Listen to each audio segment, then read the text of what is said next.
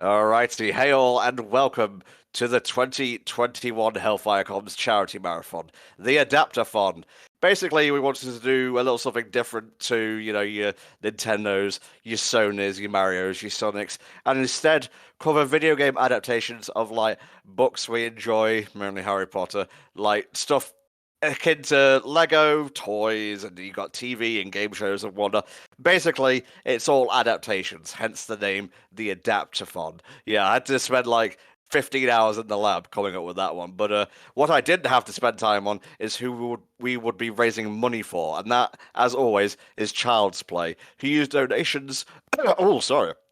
Got a frog in my throat today to basically provide kids in hospital with toys and games to help ease their stay. We've got a lot of games to show you all over the next couple of weeks or so, so let's not waste any more time. Tanner, you are running our first game today, but before we do, why don't you go ahead and run that bumper and then get straight on into it? Absolutely will do. Let's go!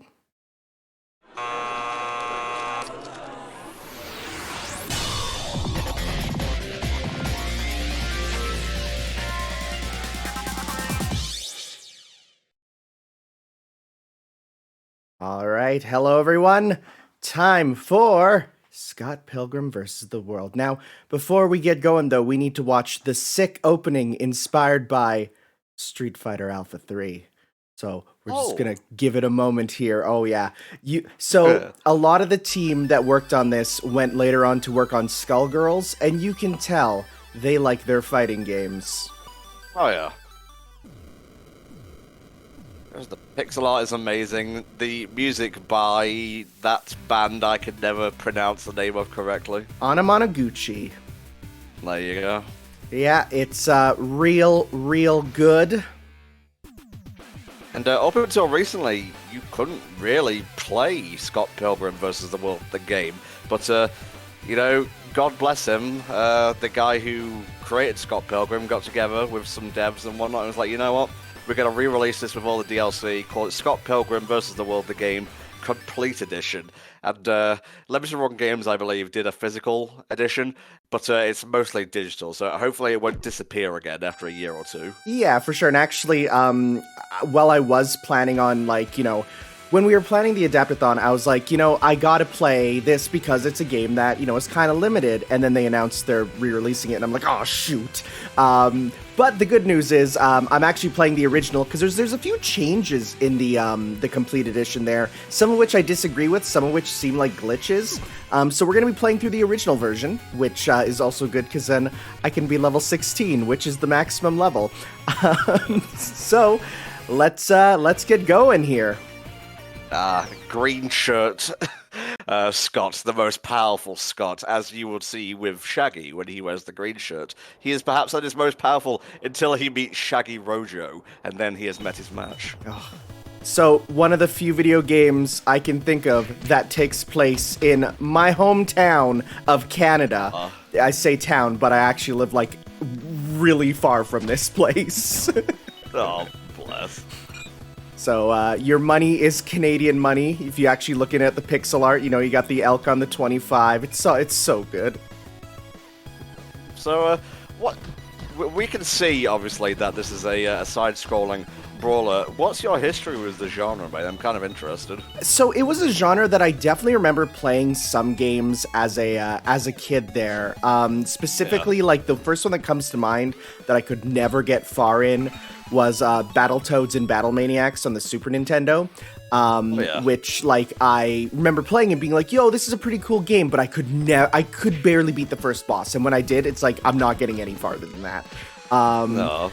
But it was a genre that, I knew about, but it was, when this game was announced, I kind of said, okay, I'm gonna do a bit of looking into it to sort of see, a bit more about the genre, so I played, some Final Fight. Haven't played through Streets of Rage yet. I'm actually planning on doing a full sort of Streets of Rage thing before playing Streets 4. But otherwise, this was the first one that I really played here. And I will say, because my character is so powerful, I'm not playing the best to show off as much of the game as I can, because there's a lot of cool stuff and I don't want to miss it. Righto. So a big thing about this game is the items have physics, and you can do item combos with them by kind of punching them into other characters. It's the best. Now, we do have a couple of donations here, both by members of HFC, because obviously the thing hasn't really started yet, but Flame chipped in $1, obligatory annual test donation, also first. Thank you. And then we have $20 from some asshole called Entom64. Oh, I hate that dude. Bossman here. Yeah, same. Bossman here. I hope everyone involved with the Adaptathon is proud of what we've got to show here and what's coming up. You've all put in a lot of work to make this thing happen, and I'm happy to be at the head of such a great group. Here's to us, the viewers, and especially #the kids. Yeah, they are very important. You know, the childhood is, you know, a memorable part of your life, and for those who have a bit of trouble with it, be it because of, you know, health issues or whatever, you know, giving them the opportunity to have, you know, make memories, that's super worth it there. Now, of course, we do have donation incentives, as well as incentive games to unlock. At the next milestone of $500, you'll unlock American Idol for the GBA, and Flame assures us that'll be pretty dope. We just had a new donation, actually, from Silver Dude for $10. Finally, it's here. I am so stoked for this marathon. I would play Scott Pilgrim myself, but I am waiting for my copy of the physical edition by Limited Run Games. Good luck to all the runners, and make sure that you adapt to the situation. Ho ho. Yeah, I bought myself the special edition there and was very excited because I love this game so much, and then when it didn't come here for the Adaptathon, I said, okay, sounds good. Original version it is. Yeah, for sure, mate, for sure. And, like, even though they kind of beat us to the punch, this is more of a celebration of the thing as a whole. Oh, for sure, for sure. So, like I said, there are a few differences between the versions. Some sprites and stuff just didn't transfer over the best. And as such, you know, you'll sometimes see seams in the new version. It's definitely nothing game-breaking, but if you've put in as much, you know, time as I have with this game, which is a lot, you would notice those changes, because I love this game. I played it through so many times. It's great. And here's arguably the most important area of the game, the shopping district. Much like, you know, your River City ransoms, money is important for leveling up your character. Your level ups just unlock moves, but if you want to actually, like, get your stats up, you do need to eat. So let's grab ourselves a burrito grande. And that gives us some health, and it also increases our defense, which would matter if I wasn't already maxed out, because there's more than one strategy as to getting either unlimited money or maxing out your stats, some of which involve paying your overdue blockbuster fees. That old chestnut. Well, I guess it fits with the theme of the game being all, like, postmodern retro or whatever. Oh yeah, well, there's so much in this that, you know, I've watched a couple Let's Players, some of which were from Toronto, and when they got to this street, they were freaking out because they're like, you know, over here's like a thing called D's Tex-Mex, but in Toronto it's called Sneaky D's, and they're talking about their memories there. They talked about their memories of this specific 7-Eleven. They talked about how this sushi bar gave them poisoning, because it's a real street, and, like, it was really cool seeing just the amount of love put in for that, because the books themselves are, you know, very on brand for being set in Toronto, and so seeing them in the game too is real good. I don't think of, like, obviously I have the whole of England to pick from, but Nottingham specifically, video game-wise, I believe the team of Free Radical were based here, the people behind Time Splitters, which is I've always been a thing I've been proud of, and they're basically reforming, so maybe they'll be back at the Nottinghamshire branch. That'd be cool. Obviously, Time Splitters is coming back, sorry, I'm sorry. Oh yeah, obviously where I'm at, we got BioWare, because that's kind of what we're known for, worked there for a bit. Our actual, you know, city, Edmonton, does get a name drop in Mass Effect, where you can get a unlockable set of armor based on Dragon Age, and when you do that, it says it is the uniform for the Edmonton Dragons Spaceball team or whatever, so, you know, fun stuff with that. Indeed. Alright, we have $28 from Goldstorm. Glad I was able to be here for the start, as little as I've been able to keep up with the HFC over the past couple of years. I'll never miss the annual charity marathon. for the world. Put this towards the rhino. Will do, mate. Let's have a look here. And see, I take a look here, and I'm like, yep, this is Canada, all right. This is what it looks like, especially with the holding the shovel.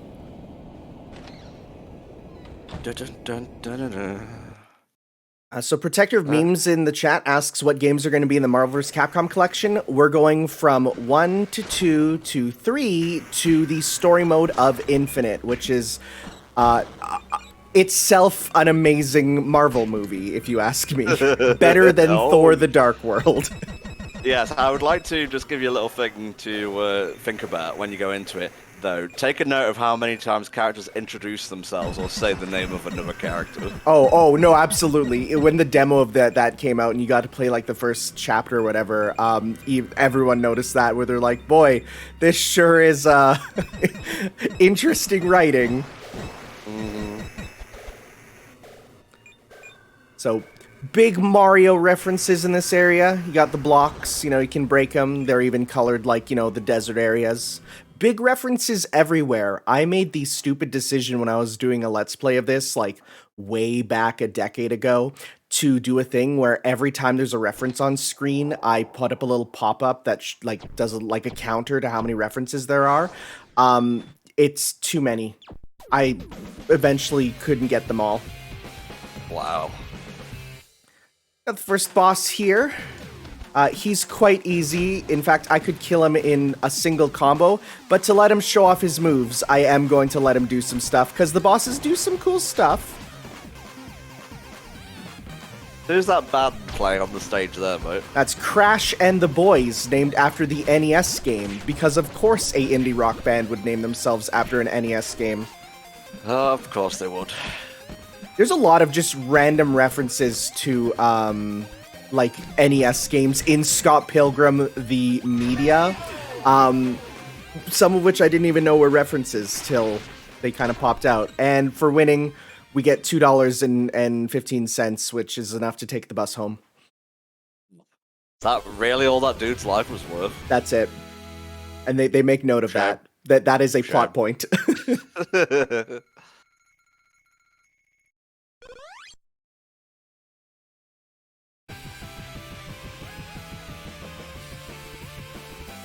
Alright, we have a $1.74 donation from Kyrex. Hey Tom/Tanner, have $1.74 to get me down to around $400 in my account. Don't judge me. Unable to donate a lot this marathon because I'm currently jobless, but I do sincerely hope you'll smash your goals. Happy to have been with y'all for as long as you have. Kick ass for the kids. No worries, Kyrex. Every little helps, mate. For sure. So for the second level here, we have a movie set where we got to go after Chris Evans. Yeah, Captain America. It's honestly one of my favorite roles he's done. It's such a good role, him as, I always forget their actual names. I just remember them as the the movie star Evil X. Lucas something there. Anyways, let's grab a buffalo burger, because if you've never actually eaten a buffalo burger, I highly recommend it. It's delicious. And here we get a cameo from Edgar Wright. There is. And cameos from Chuck Green lookalikes. Is that like a Canadian thing? No, from Dead Rising 2. Oh, right. Yeah, whenever I see the black and yellow outfit, you're like, yeah, that's, and they confirmed. Like I said, a lot of these people went on to work on Skullgirls later. Aside from the main sprite artist, Paul Robertson, who does a lot of Adult Swim, advertisements, some of which are kind of sus. But he didn't work on Skullgirls, but a lot of the artists did. And so I'm actually kind of close with the dev team for that game, so I got to talk with them a bit, and they said if you think it's a reference, it is. Oh, good stuff. Oh, there he is in the background, though. So a lot of these, break it before time goes up obstacles are really difficult if you don't know to, kind of get your stats up in the first level when you're first playing, and that was a big wake-up call for me.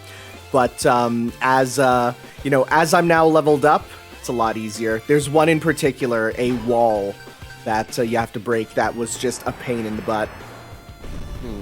Yeah, I felt the game to be kind of clunky and unforgiving when I first played. Maybe it left a bad impression on me, but it definitely feels like a game, A, that's more fun to play in co-op with other people. Oh, it's and really B, fun. It gets better the more you level up and so on. Yeah, you definitely need to level up. Like, in the first level, you need to pretty much kind of go back and forth with getting your stats up through food. And it doesn't really tell you that stats are up through food, because that's a River City Ransom thing, and I guess they assume that everyone playing this would have played River City Ransom. They haven't, so...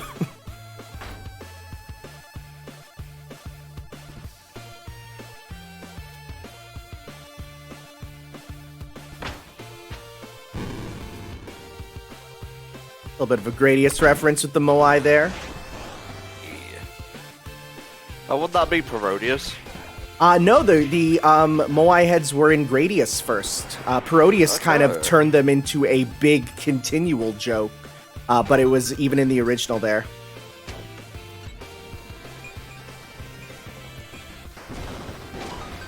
Not so longer.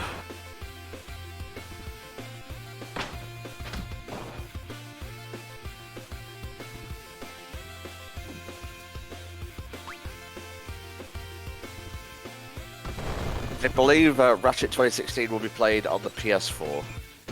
Yeah, not everyone on our team has access to a PS5 right now. In fact, not everyone in the world has access to a PS5 right now. Oof.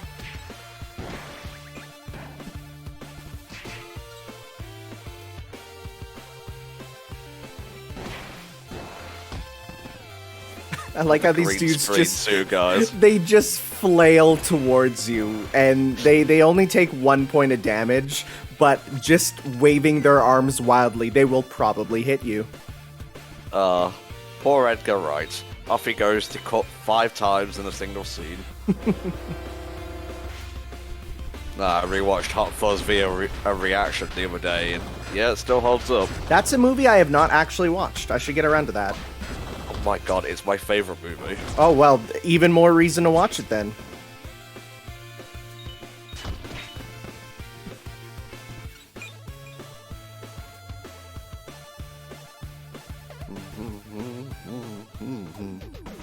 And here we go. Second evil boyfriend, his powers, we'll just look him up on the internet. Fame, stardom. Don't want to look him up on the web. Just worried about what pictures I will find. Oh, I love all the fake movie posters they made for him. Yes. This is so good. Let me look him up. Lucas Lee movie posters. Gonna let him get some attacks in, because I nearly killed him already. Lucas Lee, you just don't exist. Cole hasn't just got a call saying he has 89 minutes to live from himself. The game is over too. One good cop is finished. Falling around again. Oh, I got more. Lucas Lee, thrilled to be here. Spencer J is awesome. You're welcome. And hey, we get a skateboard that we can't use because we're the wrong class. Let's hope there's a heaven. Kiss me, I'm dying. The problem is, those titles could be real. And then there's one someone did of Lucas Lee with Captain America. Nazi, we'll see. Oh god. Okay, last one. Action Doctor. Check your pulse, May 19th. Can't even read the text on that one, it's so blurred. I see Kyrix is asking if either of us are getting Monster Hunter Stories 2. I'm definitely getting it, because I love me some Monster Hunter. Probably not for me. July is going to be Ace Attorney Investigations and Neo The World Ends With You. Oh yeah, for sure. I think I'm gonna push away Neo just for now, because I really want to play Monster Hunter Stories myself. Because playing that demo, it is peak comfy RPG. I mean, even Pat's got into it, but who knows if he'll soon move on to something else, like he did with other such games. Mm-hmm. So another game named after, or another band named after an NES game, we got the Clash of Demon Head.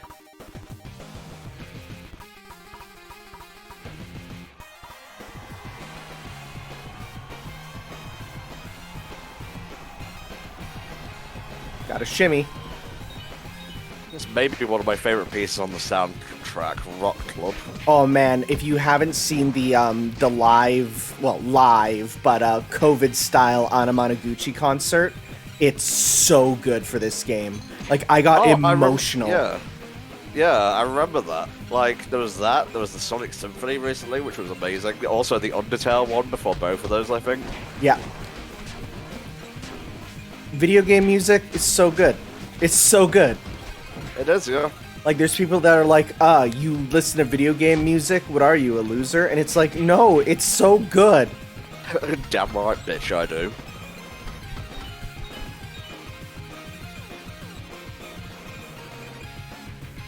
What are my thoughts on the Scott Pilgrim movie? It's probably my favorite movie of all time. It just represents my favorite sort of dumb humor. It is Canadian in every way. I watch it probably at least once a year. The most Canadian movie made by a Brit.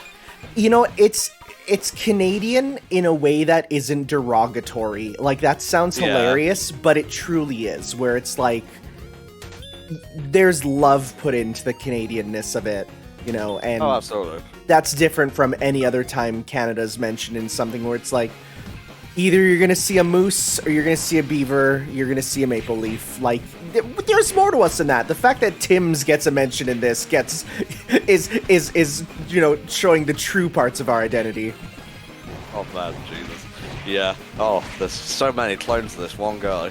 Well, this does my favorite video game thing of, as, you know, even though it's the same guy over and over, you actually read, like, the end credits of all the enemies, and they are listed as one dude.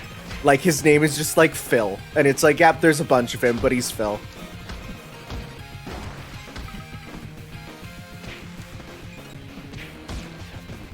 You going to the bathroom? Another one of my favorites is actually the sub-boss theme. Yeah, it's real good. Though this whole soundtrack is so good.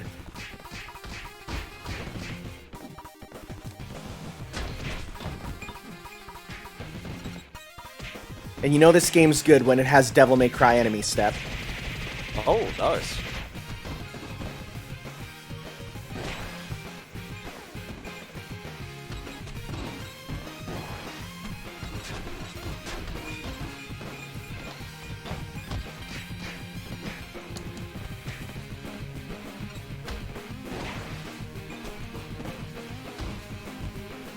Yeah, the jump canceling is like the peak difficulty for good Devil May Cry stuff. Oh, I forgot I had the Striker too.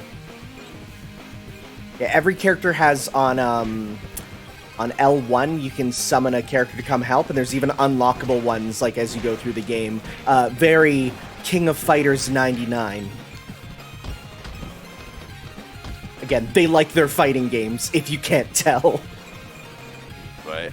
I guess I'll go over some of the targets or incentives that we have here. Peter Jackson's King Kong, the official game, I believe that's for the alternate final level. We want 300 for that. We've currently raised 30. Ratchet and Clank 2016, get the Rhino, want 100 for that. We've currently raised $29.34. Do the Aridia skip in Ratchet and Clank 2016, 50 for that, nothing raised. And Naruto Ultimate Ninja Storm 4 Boruto's Tale, 100 for that, nothing yet. So when you donate, you'll have the option to put your donation towards maybe a couple of things. So choose what you want. It all goes towards the same place. I'm gonna let them switch out here so we can actually see Envy Adams. Yo, shout out to the fact they finally released Brie Larson's version of her music in the movie there, because it never got an official release.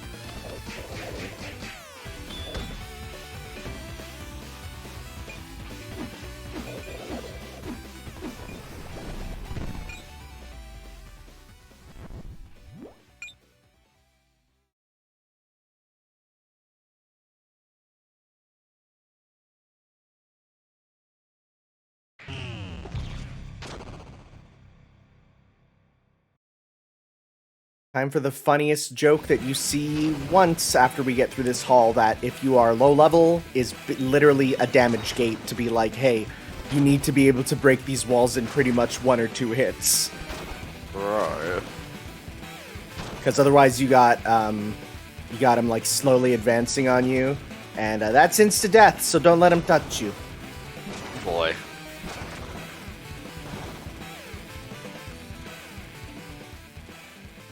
This is such a timely reference, like, well, rather, of the time. Base spell. Oh, wow. Okay, here we go. It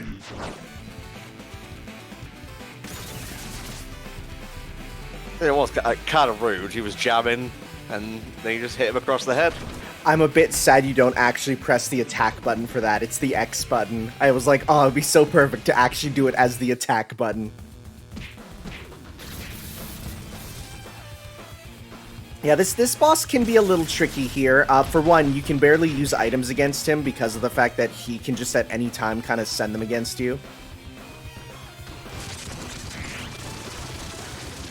And it's a reference to Acura there, which, hey, that movie gave me nightmares as a kid because I watched it on late night television. And I was like, oh, cool anime movie. I'm going to enjoy this. And then it had like the crazy mutation at the end. Yeah, no, the arm thing is just a reference that they added in because they gave him a bit more vegan powers. But I watched Akira late night on TV, and yeah, it gave little baby Tanner nightmares. Bless you. We got a couple of donations here. $50 from Inferno the Fox. As a longtime fan of the Ratchet and Clank series, I feel oddly compelled to put this donation towards ripping Pickle Nefarious, a new one. And Loki Vex with $50 also. Charity marathon? Making people do things, don't mind if I do. Here's to a good fun. Let's get things going. Thank you guys. We're now at $160.74 raised for child's play. Nice.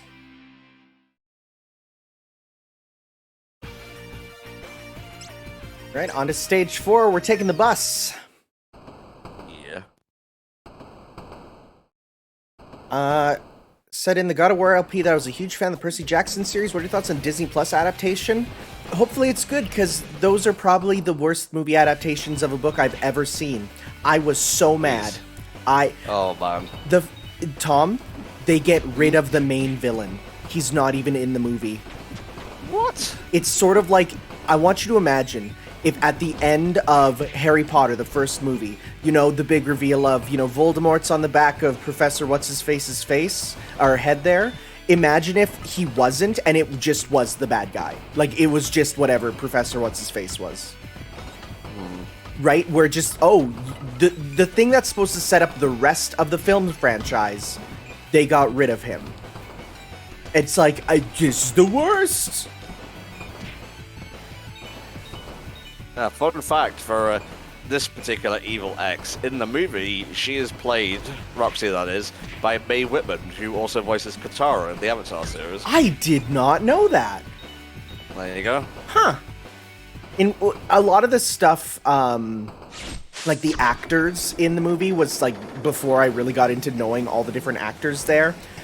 So I didn't really have a lot of those references kind of going for me, but that's interesting. Did not know that one. I kind of picked up on all the others over time, but interesting. Oh yeah, she's also Yuffie in Cage too. That is so fitting. Yeah, which is weird because in the first game, Christine Carly Romano, or whatever her name is, voiced Yuffie, and she was Kim Possible. Okay, you know what? I could still see that though, as fitting thematically. I'm the great ninja Yuffie.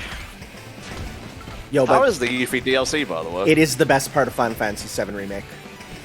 Wow. It is literally, like, you know how he said, oh man, I kind of wish they would take, you know, and use the power of the PS5. It uses the power of the PS5 for so much justice. Like, there's a reason it's exclusive. Well, we have a $40 donation from our very own Spa, breaking the $200 barrier. Hope everyone is enjoying themselves so far, because there's plenty to go. Thank you, Spa. So one thing I'll recommend if you're having trouble getting through the game... Whoop, there I go. If you're having trouble getting through the game, there's a code you can put in that lets you get start every level with the final boss sword, which just makes life a bit easier to have a sword that shoots lasers. Of course. Here's a location that is entirely original to the game, I'm pretty sure, because I don't remember it in the books. A Japanese restaurant called the Frying Tengu. Like flying, but food. Indeed. But, you know, they wanted to get their Ninja Gaiden references in, you know, because it's Ninja Boss. And hey, it's Scott's parents just out on a date. Aw. Like, the most Toronto thing ever is just running into your parents on a date at a Japanese restaurant.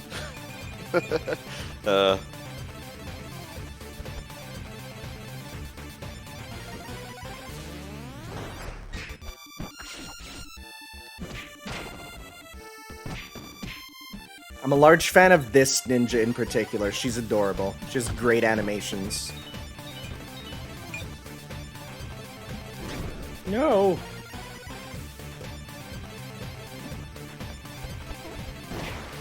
And you may have noticed this year we actually have a ongoing ticker for donations, so you guys can see what the current amount is without even having to ask us. So, yeah. Yeah, shoutouts to, I think it was Flame that set that up, right? Yeah, Flame handles all the technical stuff because I am a brainlet, and I would probably just explode my computer trying to set stuff up. Yeah, well, it's like as soon as he said, "Oh, you know, just get this URL for the browser source," I'm like, "Oh, dang! Oh, we're really going in, huh?"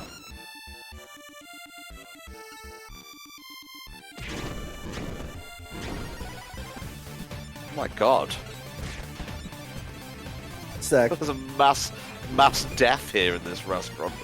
It's the show that they're putting on, you know? Sometimes you go out for food and they put on a little bit of a show. Actually, there's a real restaurant here called Japanese Village that I go to, and they always put on a show while you get your food, because it's one of those where you get like the flame, like the grill in front of you, and then they cook it right in front of you. And they always put on, again, I say a show, but it's basically making the same jokes of, oh, here we're going to put on some Japanese salt, and it's just like regular salt. And he's like, you know, it might look like regular salt, but it's imported from Japan. Like, it's kind of cringe, but dang if the food is good. There you go.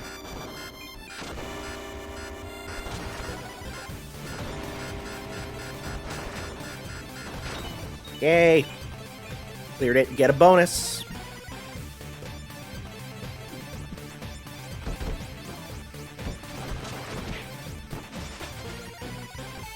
So I know we have a certain estimation for this game down on the schedule, mate, but how long realistically do you think it's going to take you to beat it? Hour and a half, 2 hours, not much more than that. The final levels can kind of go on, and especially because our, you know, like you know, I was talking about, oh yeah, we're all maxed out. Well, the game pretty much expects you to be maxed out by the end of it. So by the end, it'll actually start to become a challenge there. Okay, well, I'll let Snake know when there's like half an hour to go. Oh yeah, because he's got to set up MVC1 there. We're gonna be parsecing it, and I had to get that set up because I've never done that myself. So you're doing 1, 2, 3 in Infinite, is that right? Yeah, and we're gonna be doing one together because there is we found a way to do co-op for that, which is kind of cool. And then he'll be doing 2, and then I'll be doing 3, which is be very short, and then I'll be doing the rather lengthy Infinite story mode. Okay.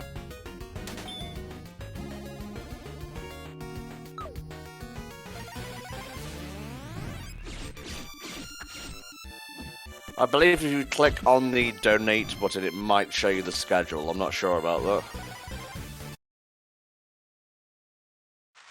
that. If not, I believe if you type !schedule with no spaces in the chat, it should go ahead and give it to you. Talk about what you like, Silver Dude, honestly. I just find it funny because he says it's talking about the Skyward Sword changes. They're like, now you can skip cutscenes. I'm like, oh, you can skip the best part of Skyward Sword? Hmm.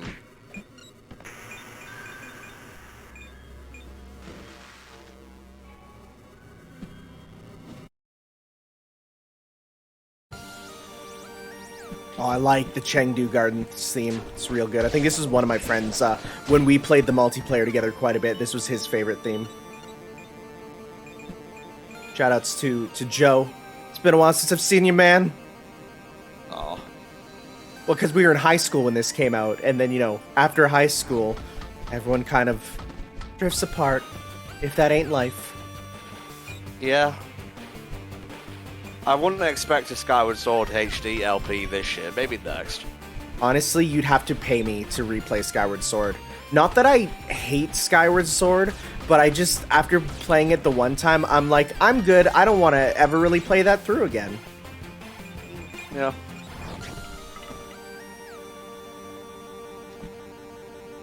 Funnily enough, like one of the few friends that I kind of kept through high school, we actually hated each other during high school, and then right after high school, we realized, oh wait, we're really alike. Because he was kind of the video game guy at the high school, and then I moved there, and then he's like, and you know, he'd go to his friends and be like, yo, did you see that they announced Wii Fit Trainer in Smash? And they'd be like, yeah, Tanner told us. And he's like, who's this Tanner? I hate him. Taking my thunder.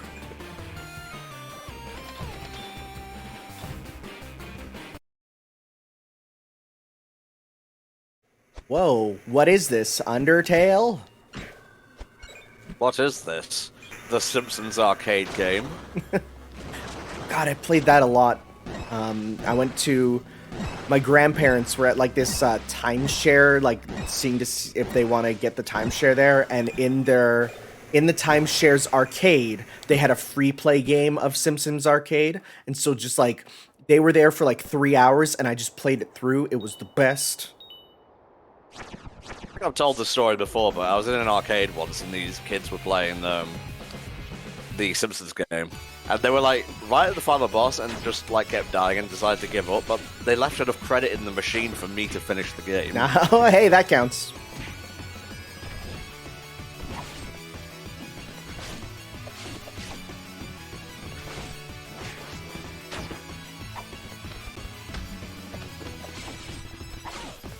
This is another really good song battling her. I'm not you're good, you're boring. I'm adjusting my sleep schedule.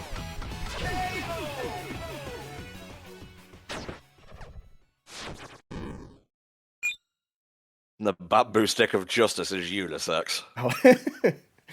I love how they, you know, they're like, I thought you said 7 evil ex-boyfriends, and she's like, no, evil exes. Look, I had a phase, okay?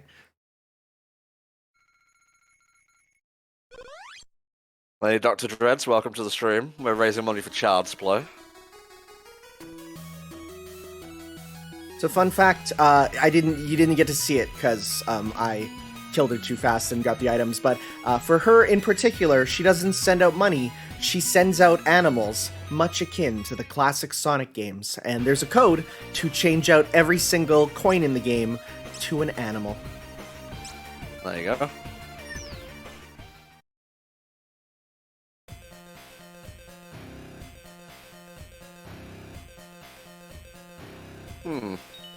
Ratchet games are pretty good in New Game Plus. Mm-hmm. Any game with vast amounts of, you know, currency are improved by that New Game Plus there. Mm-hmm. Speaking of, as I get $500 in quarters, which you could, you know, murder a child with if it was in a bag. Jesus. We here at the HFC Adaptathon do not promote the killing of children with money. Nope. We're about saving them. Absolutely. That was Jesus Christ. Slip of the tongue. Well, it's no different from when we had Insane Johnny Sunshine during the thing where we were raising money for mental health. Sorry, I said the quiet part loud and the loud part quiet though.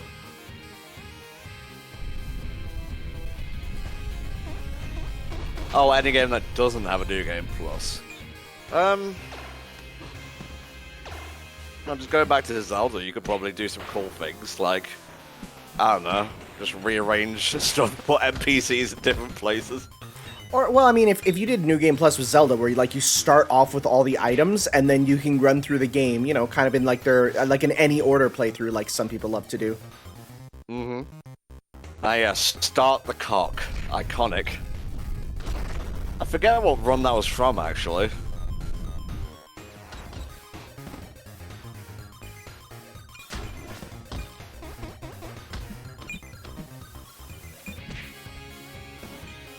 Oh, Odyssey, of course. We did opt to not have any races this year, but I wouldn't mind doing one on, like, a game before the end of the year, just in a casual capacity.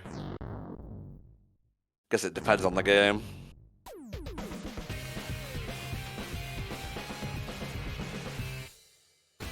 He's small.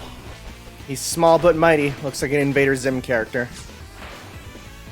Mega Man, as if created by Jonan Vasquez. I was gonna say by Apple, because you know he's like white and clean and probably doesn't allow you to take him in for warranty.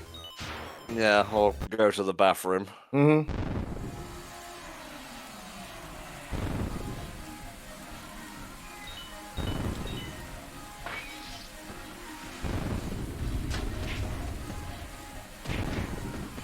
Oh, or by Aperture, you're right. Yeah, very similar aesthetic there. You know, dystopian corporation look.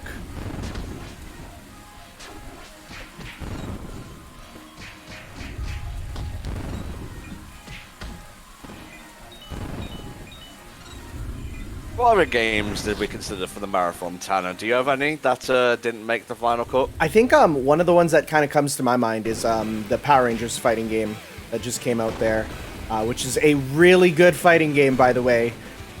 Like, incredible for what it is. Oh, we're talking about Battle for the Grid. Yeah, it's so good. I don't know about A Bug's Life. Yeah, I can see it being annoying. I don't know about A Bug's Life. Maybe if we return to the Disney Fund one day, maybe with a reboot, we can do that whole thing where we had, you know, games and movies. Mm-hmm. Yeah, Lego Dimensions is kind of tricky to get your hands on, but we do have a few Lego games. We've got the very first Lego Star Wars, we've got Lego Pirates, and one other thing. I think it's Harry Potter. No, Lego Racers. I'm doing that one. Hey, there we go. So this is one of the few areas where there's some graphical issues on the complete version. Specifically being, I think the fire is on the wrong layer, making it look like it's on the virus, like on the level as opposed to the background. So this is one of like the few that people are like, oh, it doesn't look exactly right. Jackie Chan and Adventures for the PS2. That would have been cool. Oh well. Maybe Adaptathon 2, adapt harder. I do actually have Lego Dimensions there, but I got it for the Wii U, and I never ever want to touch my Wii U ever again. Well, you know.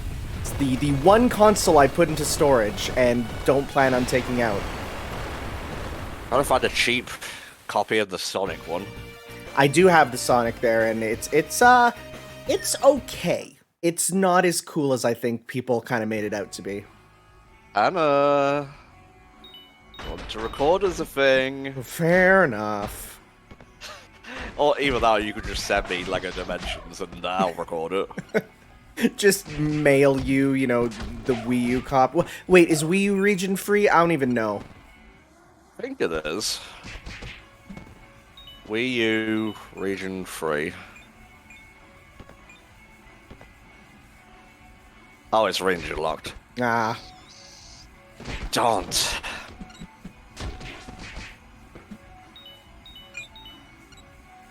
I will say one problem is, as you level up, you get this ability where if you get a bunch of KOs, you get a big stat bonus, which is cool, except it makes you run way too fast and makes platforming kind of difficult. Oh, that's how bonuses work, mate. Mm-hmm.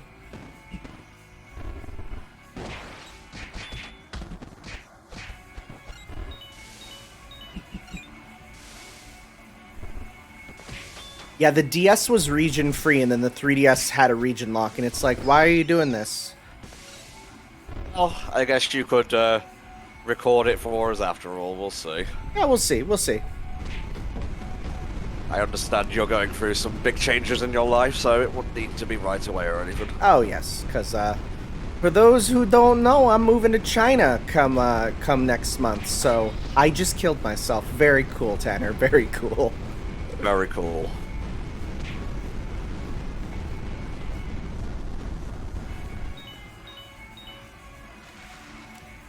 Yeah. Well, how do you not know about this?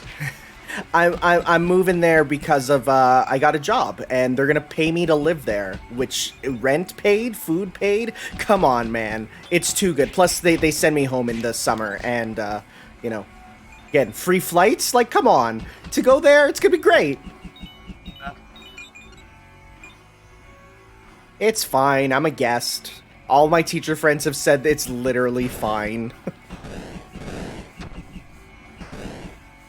Don't forget, there are bonus days to the HFC Adaptathon, and if we meet a goal, we will add a new game to the schedule. The first one, if you check out the Tiltify page, is American Idol for the GBA. Once we pass $500, that will be unlocked. Let me go down the list and tell you what we've got here.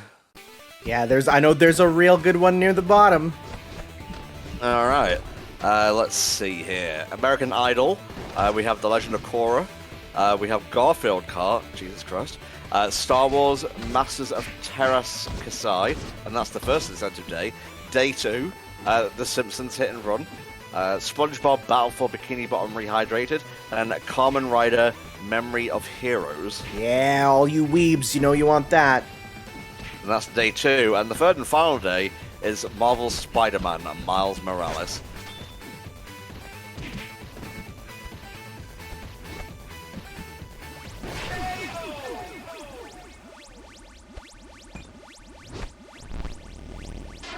I do like also how it's specifically the 3DS version of Garfield Kart, just to get it even more jank.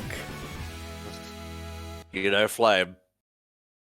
I wish I didn't. So I was originally going to follow up with something there, and I was like, oh, fuck it. The truth.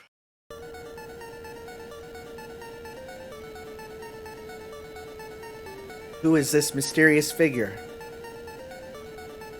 Gottman Negger.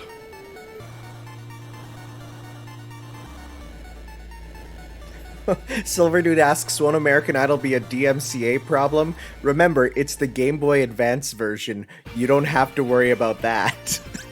Also, I know there'll be some songs in, like, Miles Morales which will trigger the thing, but you know what? I don't really care. Mm-hmm. It's for charity.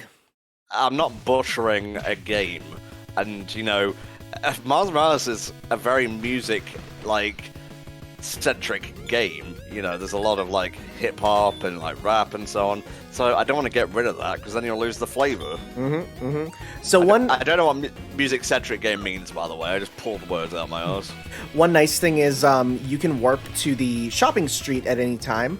And if you ever need, for example, some healing items, like I can buy this chewing gum to go, meaning that if I were to die, it would actually keep me alive, because it gives you a little bit of bonus health. So then I can just go, I return to map, and I keep my stats.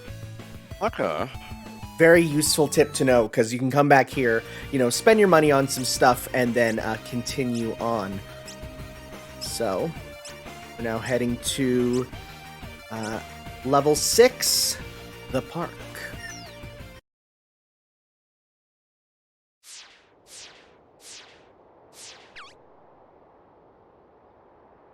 So Negascott is actually an unlockable character too. He features a different moveset than Scott. He's not just a palette swap.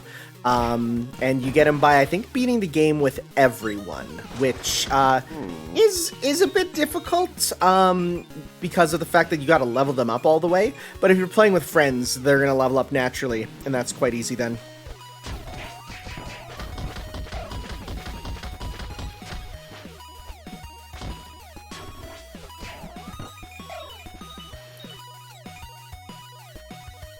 So there is a rather neat secret shop too I want to show off, because there's it's a neat reference that even you, Tommy boy, might understand.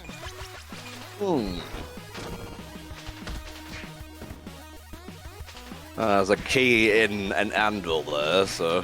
Yeah, we can't afford swords and stones, we just put the key in the anvil. Get out of here, bird. No.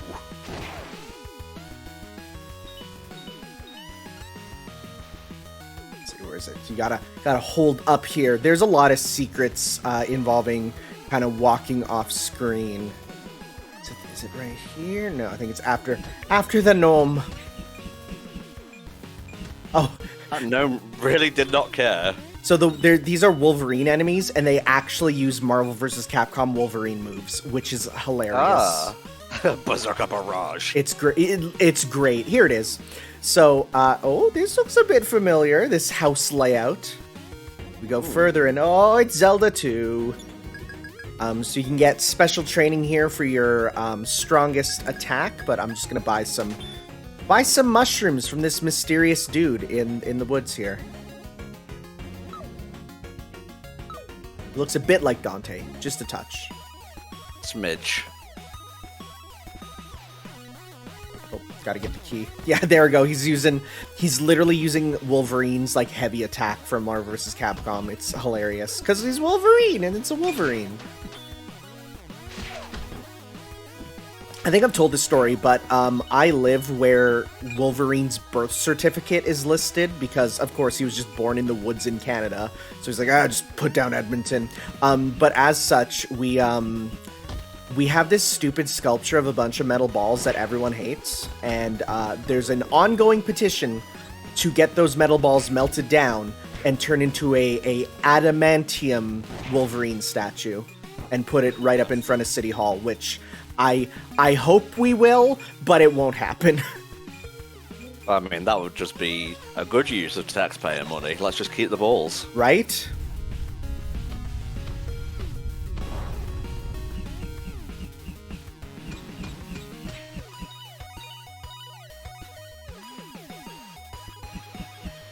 Did your area get the crazy haul that oh, you mean hail? No, we didn't get the hail.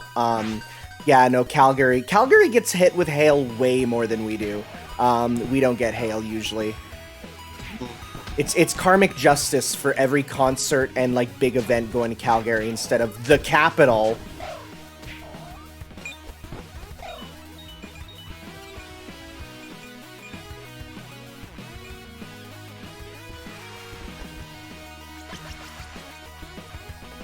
Zombinos. Looking very much like Paul Robertson's art, because he likes a lot of gore in his pixel art that he does.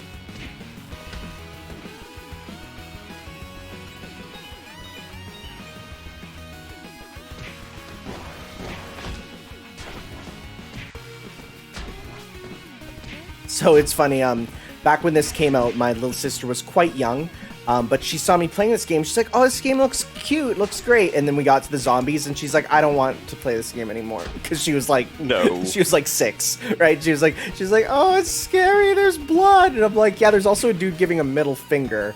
It's, you know, it's fine.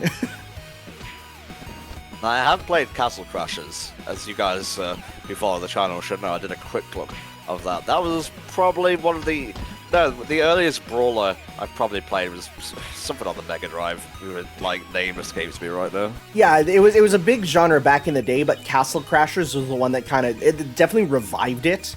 A lot of people picked that up on their Xboxes back in the day, and now it's on everything.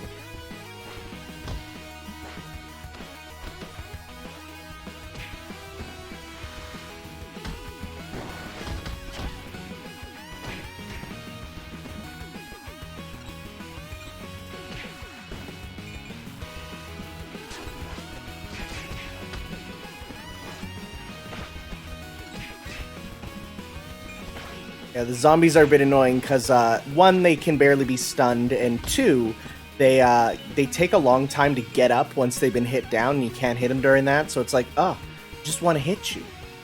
What a shame. Oh, did you, Tom? You watched that quick look at Castle Crashers a couple of days ago. Neat. Great name, by the way.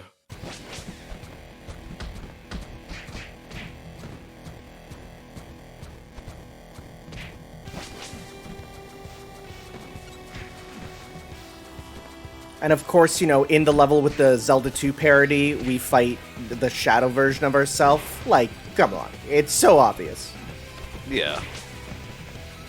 Yeah, did your sister react at all to the Musashi wannabes? No, because I'm gonna let you in on a secret. Most kids don't know about Joe Musashi. Like that is a thing from a different generation. I did play the Master System version of Shinobi. I forget which number it was. It was the one where you fight Spider-Man. I was gonna say, is it the one where you fight Spider-Man and Godzilla and Batman? Nice finish on him, by the way. Also, there was a Shinobi comic strip in the Fleetway Sonic the comic growing up, along with like Streets of Rage, Decap Attack, and so on. Oh, didn't know that. Also, Echo the Dolphin was some of the most beautiful art and like poignant writing you've ever seen.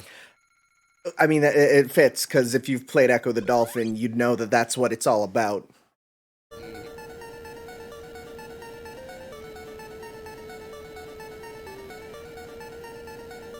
Oh, we've taken them all on.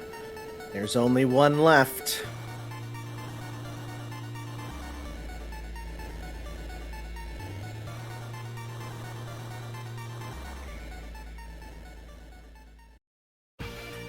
Ah yes, the most evil of exes, Phil Fish.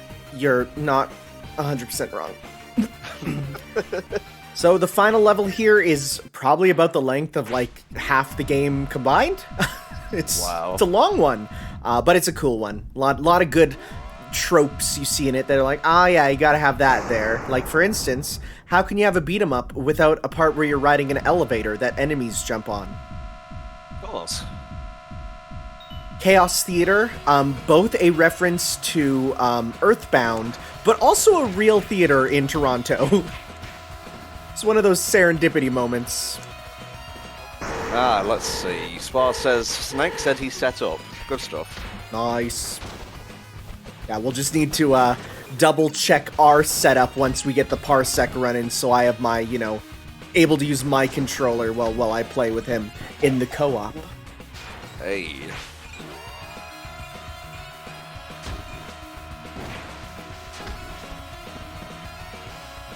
You don't need to run the bumper for each game, by the way. Just at the start will do. Yeah, sounds good. It's a big old block, so it makes sense. Plus, some of those are going to be a lot shorter than others. Yeah. I'll do some Batman while you two are playing. Burn. Has anyone seen the Joker? It's going to be me throughout that entire stream, because I've not played it in years and I can't remember where to go. You, young man, need to stop falling off the thing. It's okay, I have 5 lives. There's an easy way to grind for lives, because Todd Ingram always drops some, and so you can just jump halfway through the level, and it's pretty much right before his boss fight, and just keep doing it. So I prepared. Get out of here.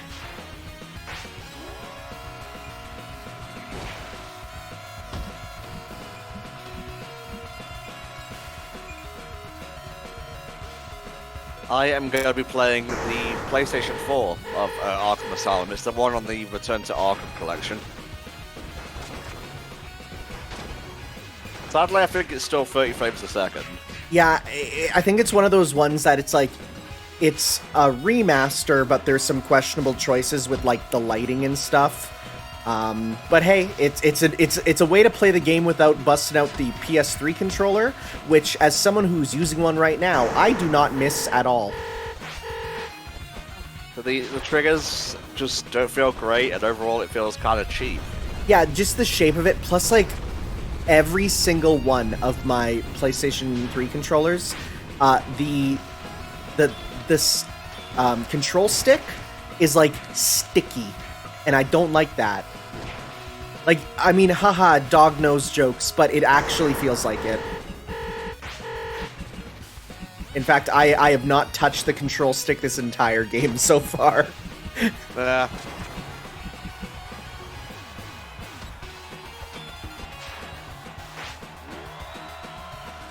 Yeah, honestly, like, going from, like, I feel like PS3 was kind of a downgrade from PS2 controller-wise, but PS4 and then even PS5 have been, like, upgrades in every way.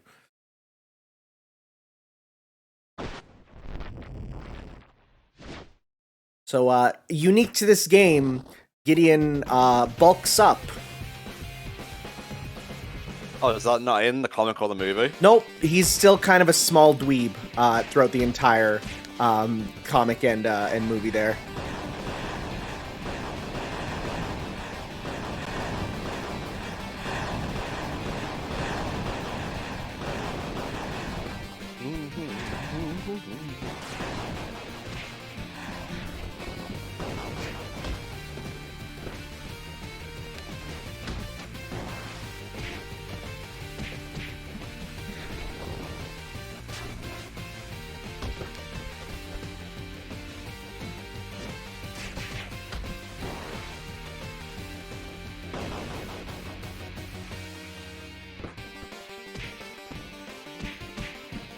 Okay, that one guy in the background is too particular of a sprite to not be a reference to something. That is literally the character from the Clash of Demon Head for the NES. Like, 100%. Nah. I thought he was Goemon at first from the Ganbare Goemon series, but nope, he's from something else. Did he just suck you into his tit? Yeah, because in this game, if you ever see a star pattern, then the star leads you to subspace, and this Gideon of this continuity happens to have a star tattoo, which lets him send you to a stage with the Mega Man 2 falling bubbles of stuff here. Cheers, Gold. See you in a bit, mate. I'll roll on through.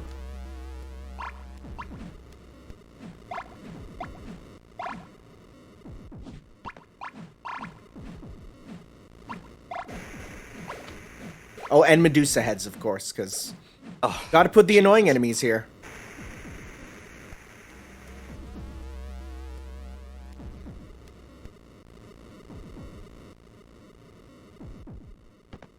And here we have, like I said, the sword you can pick up as part of the final boss. If you are, well, it's part of the final boss, but you can put in a code to get it on every stage, and it gives you a massive attack.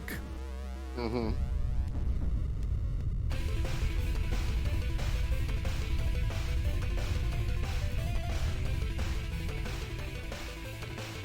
We got a Final Fantasy 6/7 reference in the form of Super Gideon here. Mm-hmm. And as Spa says, Chrysogram, go brrr. Oh, you're not even wrong.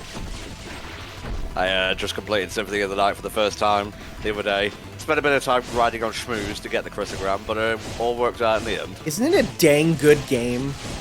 Oh, it's pretty good. Except for the inverted clock tower. That place can go to hell. Yeah. Gotta be careful not to kick off the the sword, because it's important. Yeah, you got Sephiroth on the top, but Kefka's bottom. It's kind of they couldn't decide which is the better one. It's an Ocarina Link to the Past situation.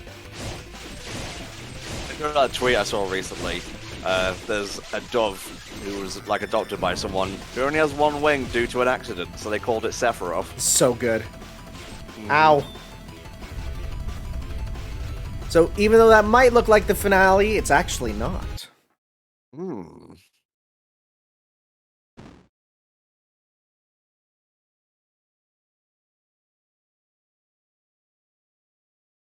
Oh, it wasn't off-screen Kyrex, it was on-screen grinding. Yeah, that would raise that estimate quite a bit.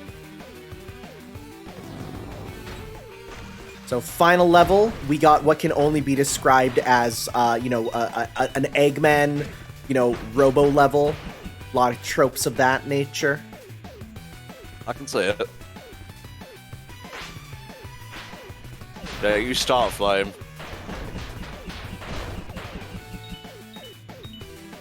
Did you get done in by a Nova Skeleton? No, actually. Oh, Nova Skeletons are the worst.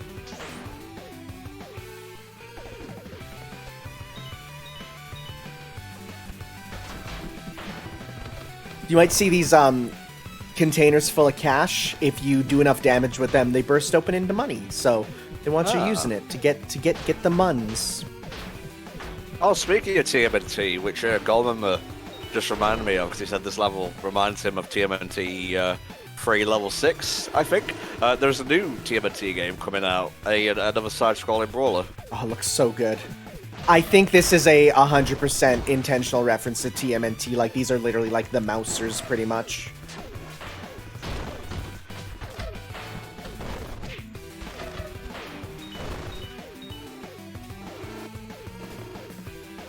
I think this is literally called the Technodrome, too. Nah.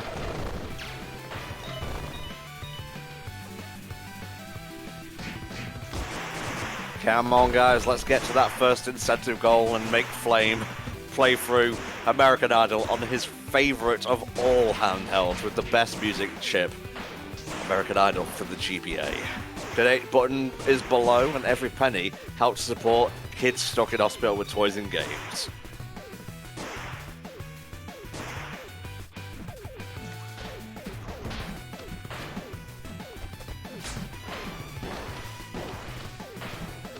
Oh, you went out? Did you go after Galamoth? Oof. We did, yeah. Well, yeah, he's a tricky large fellow. Well, he is if you don't have the Chrysogram. That is very true. And then it just goes brrr and he dies.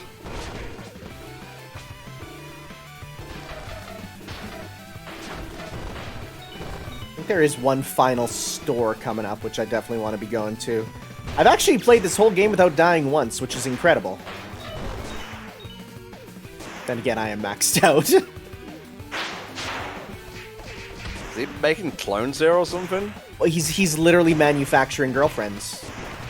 Oh, I see. Because he's that sort of guy who, you know, the whole thing is like, you dated this guy? And then Ramon's like, yeah, kind of, it's hard to find someone who hasn't. Jeez. Oh, it wasn't the Chrysogram I used on Galamoth, it was the Alucard Shield plus Shield Rod spell. That's a good combo. Flame, I'm going to dedicate my life to making sure that you never can recreate this technology. Alright, let's grab ourselves some microwave chick. Oh, we can get an E-Tank from Mega Man. Very nice. And look at that nondescript sprite that they cannot be sued over.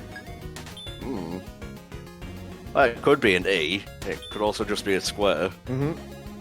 Or it could just be a reference to the actual IRL E-Tank you can buy, which was an energy drink that apparently was very bad.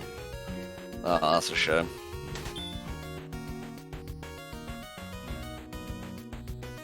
Shoving beef jerky into my mouth. Sorry, bro, I gotta cut you off. That's too much jerk for one lad.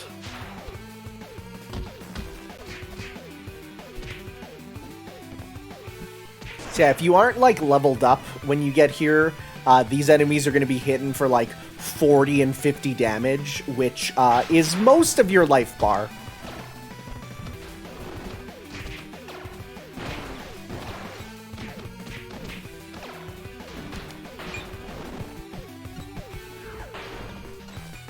Well, we got $10 from Gold Member, $10 closer to Flame playing his favorite game. That puts us at $210.74, almost halfway to the first incentive goal. Alright, true final boss time.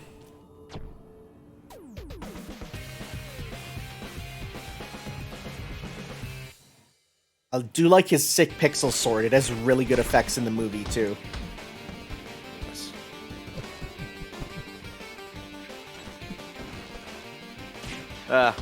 On my OST, the Scott Pilgrim and Scott Pilgrim. I combined film and Pilgrim. Damn you, spoonerisms. Wait, that's not a spoonerism. That is that thing where you combine two words together. Anyway, the Scott Pilgrim anthem is playing on my soundtrack right now. It's a real good theme. Mm-hmm.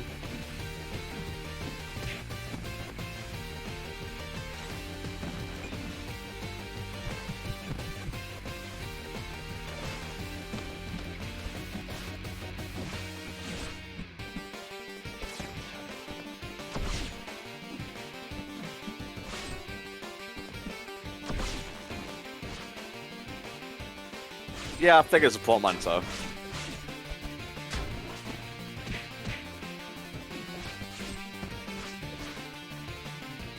Or he's glowing. That means he's near dead, but also gets double attack. Oh, E-Tank saved me. This is where you want to bust out the Kamehameha if you have it. Sadly, Scott doesn't, but Nega Scott actually does. Ah.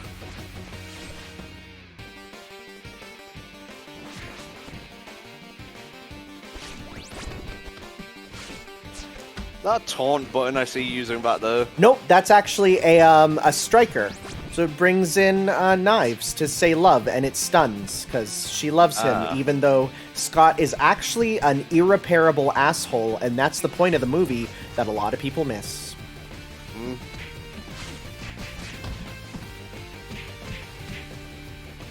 Done. Hey. Good stuff, mate. The first game of the HFC Adaptathon done and dusted. He was a robot all this time. And surprise, guess what? It's all Mega Man 2! Oh, you tricked me again.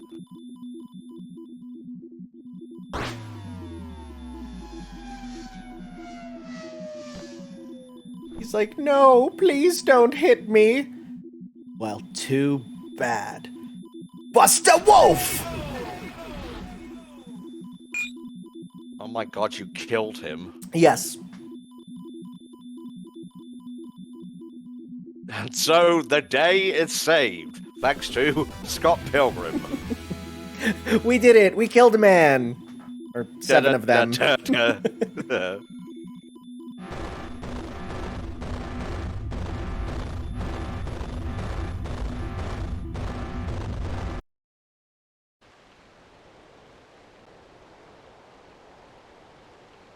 And of course we go up the CN Tower. Of course you do. I love how he sees Canada as the map. It's so good. Oh, all the bad buildings became good buildings again.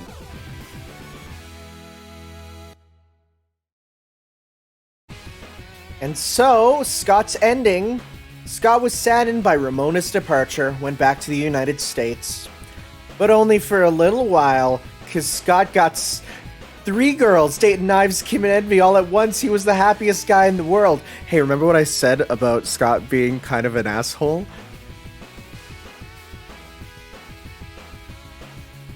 The end.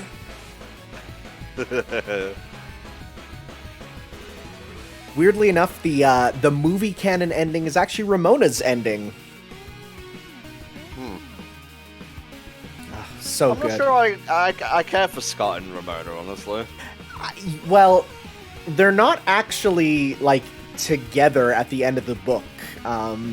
They originally, in the movie, adapted the book ending, and audiences found it kind of, they're like, huh, I don't know about that, where Ramona leaves, and it's just kind of Scott. I think he's single by the end.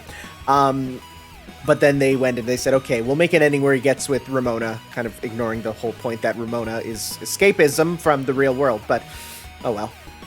Anyways, we get my favorite thing in a video game. We get all the characters getting their labels. It's so good. Hey. This is a plot thread that's entirely left out of the movie. There's they're dating. They kiss. It's entirely out of the movie.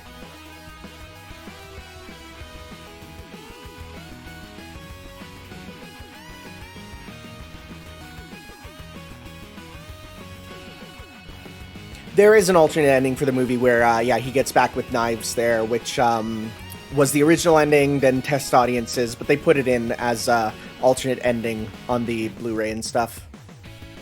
And the movie, Wallace is actually played by Macaulay Culkin's older brother. Really? True story. Whoa, didn't know that. I'm full of useless shit, mate.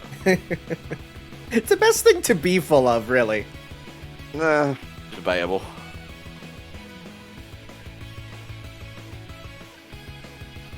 Good old puppers. You cannot pet the dog in this game. Weak and pathetic. Yeah, Kinoku, Mariel Cartwright. She's the lead person on Skullgirls there. And Jonathan Kim also does a lot of Skullgirls stuff. I'm friends with both them on Twitter. Do you want a medal for that? I do. No.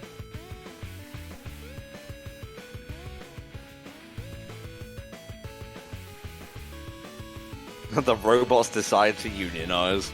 Robot Chuck just wants to be a robot.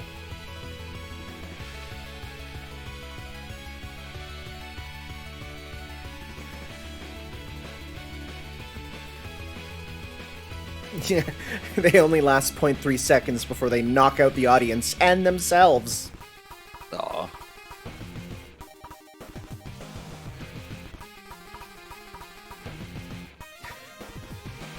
There's some jokes here that I don't get, like, you know, consumption effect plus 50. Don't know if that's a reference to something or just the fact that he's going to be eaten by the Wolverines.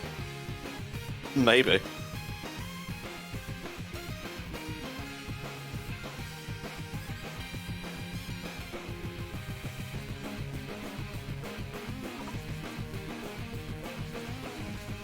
Oh, hey, her name's Alberta.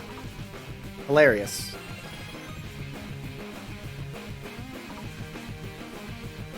Aww, they're going on a date.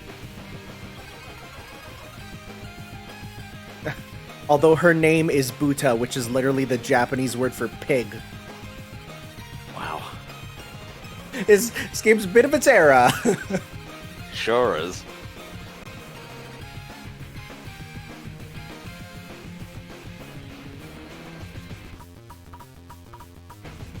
Nope. Looks like Gideon has been sent off to the great beyond. The Shadow Realm. But perhaps a secret sequel bait? No, it's not happening. Is Organization 7? Pretty much, yeah. Yeah, we didn't do... there's a bonus fight with Mr. Chow where he'll appear on the field like a Hammer Brothers. You can't get him to spawn always. I think we saw him spawn once there, but then we were just continuing on. So it's a really easy fight if you're leveled up. You just pretty much fight him in a field. Quite similar to one of the Shovel Knight bonus bosses there. I think the one electric fencer guy. You fight him just in a field. Yeah. Yeah. The Phantom Striker, I want to say. I think that's his name there. I honestly, a lot of those guys kind of blur together, aside from the Baz and the one guy who's a OC and everything. No.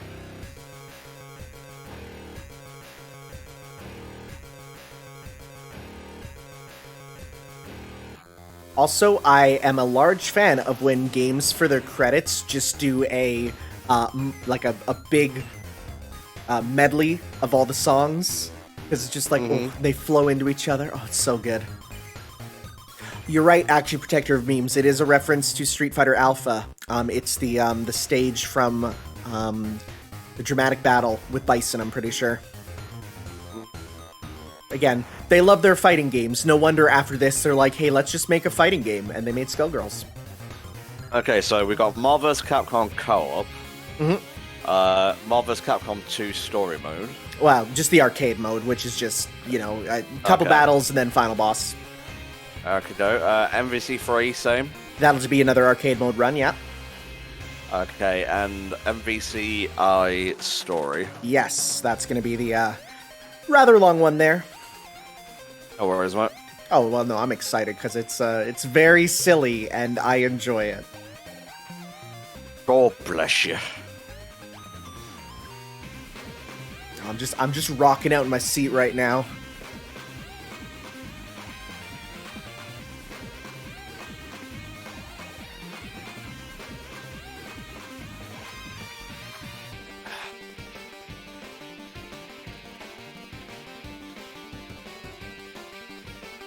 Well, overall, I'd say I had a real fun time coming back to this game. I got through without dying once, which is pretty cool. I feel pretty good for that, even though, again, I was maxed out, but even still.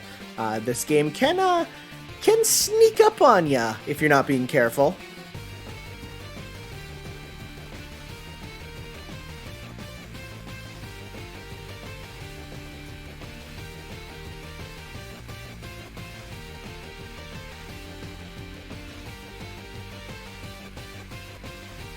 don't even know who Onyx Team is.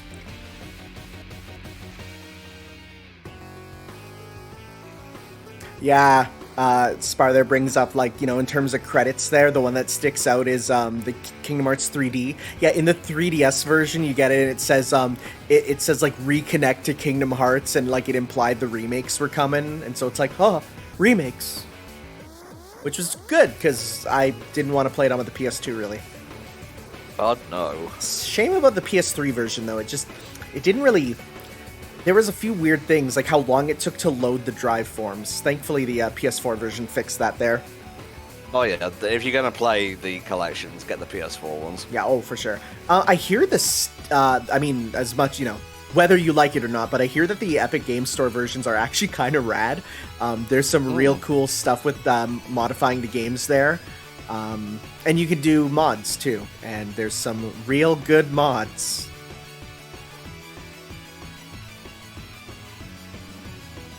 Really? Do the Xemnas reaction commands just not work on PS3?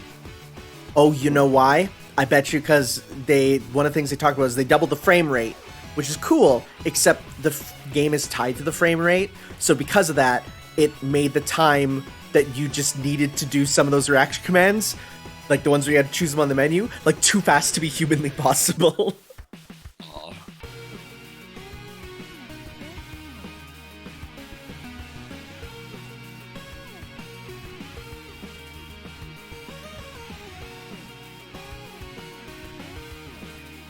Well, we're coming up to the end of the credits, so what we're going to be doing is I'm actually going to need to run to the loo, and then once we get back, me and Samurai Snake will be getting set up for Kingdom Hearts 1... Or, sorry, whoa, no. We're not doing Kingdom Hearts here. That's on the mind. I mean, it's technically an adaptation of Disney properties. You're not wrong. No, we're going to be doing Marvel vs. Capcom 1 together, then he'll do Marvel vs. Capcom 2, and in the 20 minutes he has to go through that, I'm going to need to set up my PlayStation 5, where we're going to be playing the new ones there. Beast. I mean, we could have done Kingdom Hearts, but honestly, it's a bit too long to do a marathon session of. None of those games are really short enough to complete on stream in one go. KH1 maybe. If you're good at it, for sure.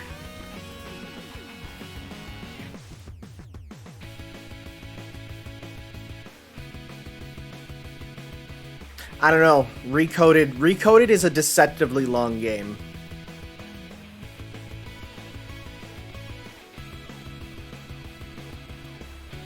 Maybe play Kingdom Hearts on the N-Gage version. Oh my god. You know the credits are long when... The controller disconnected.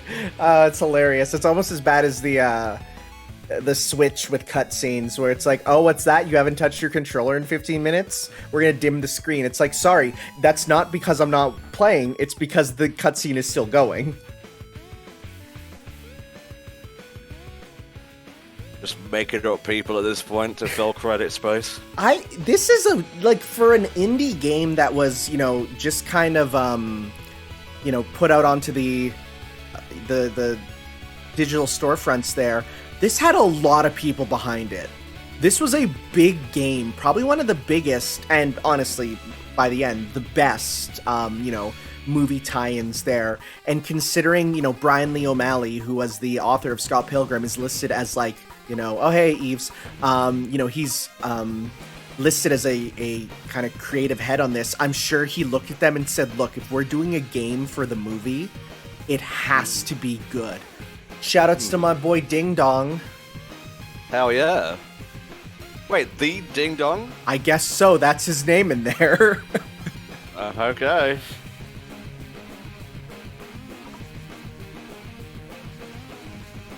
Yeah, the Scott Pilgrim game soundtrack is used in a lot of, like, videos and a lot of different stuff because, one, it's so good, but two, it's like, you know, gets you going. It's like pixely, but at the same time a little bit more. Again, if you like this music, I highly recommend you watch the concert they put on for the re-release there. Not only is it like, you know, cool to see them all playing the music live, but they do a lot of effects and stuff that really make it look fun to watch. Watch that whole thing. So good. Mwah.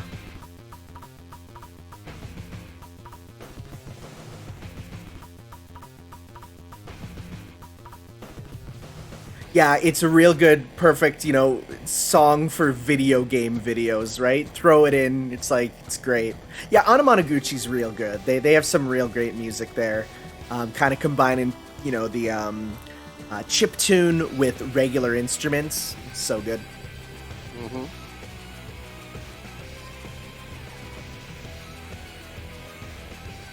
Hey, there's Edgar Wright. Bless his little cotton socks. This game is 11 years old. Oh. No pixels were harmed in the making of this game. I hope not. I don't believe that. Alright, well. Time is scary. Thank you so much for playing my game. And it shows off the volleyball mode, which was a DLC where you can just play volleyball. Reference to, of course, there was a River City Ransom volleyball game. I was thinking of Tekken Ball myself. Oh, yeah, for sure. So yeah, in extra modes there, you got... Oh, no, dodgeball, rather. Okay, well, thank you all for that, and let's move on over to the next game.